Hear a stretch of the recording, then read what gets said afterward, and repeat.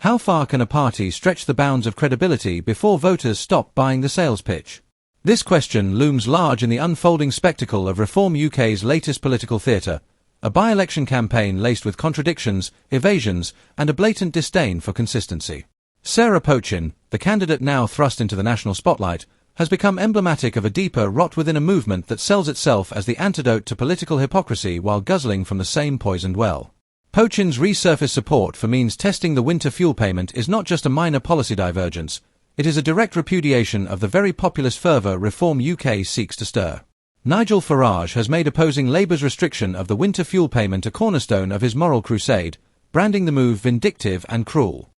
Yet here stands his own candidate, on the record advocating precisely the logic used to justify those cuts. This is not a footnote, it's a flashing red contradiction that exposes the hollow centre of Reform's political posture. Reform UK cannot have it both ways. It cannot rail against the supposed injustice of Labour's targeted cuts while simultaneously fielding a candidate who argued, quite sensibly, one might add, that benefits should be reserved for those in actual need. Either this party believes in universal benefits or it believes in targeted assistance. At the moment, it believes in whatever sounds angriest to the audience in front of it, regardless of what was said last week or last decade. This isn't strategy.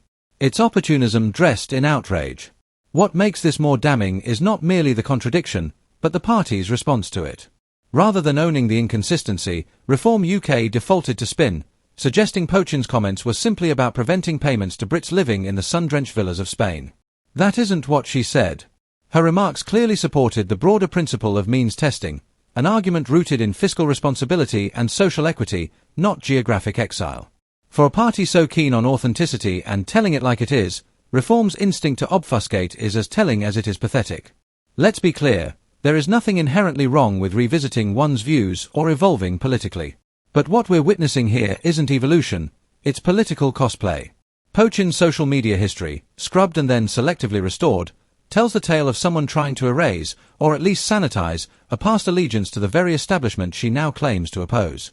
Standing shoulder to shoulder with the likes of Boris Johnson and Liz Truss, then emerging as a Reform candidate?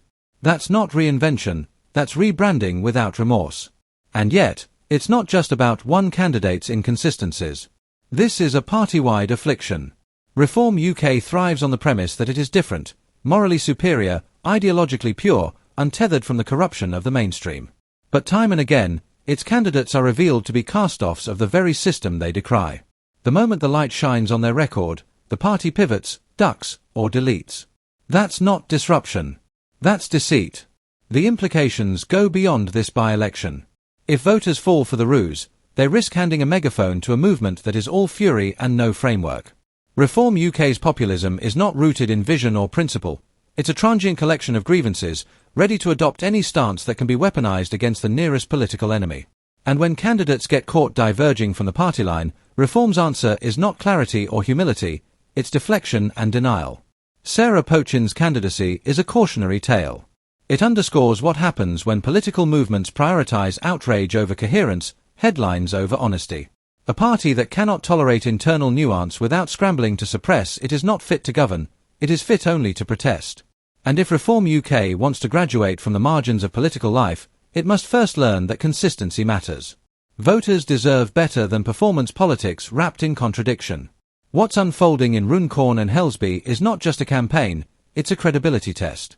The electorate is watching to see whether Reform UK is capable of standing by its own rhetoric, or whether, like so many before it, the party is just another chimera of the status quo in a fresher shade of fury. The evidence so far is damning. Politics deserves more than recycled ideologies in new uniforms. It demands honesty, integrity, and the willingness to be held accountable, even when the truth is inconvenient. Reform UK has flunked that test. And voters should act accordingly.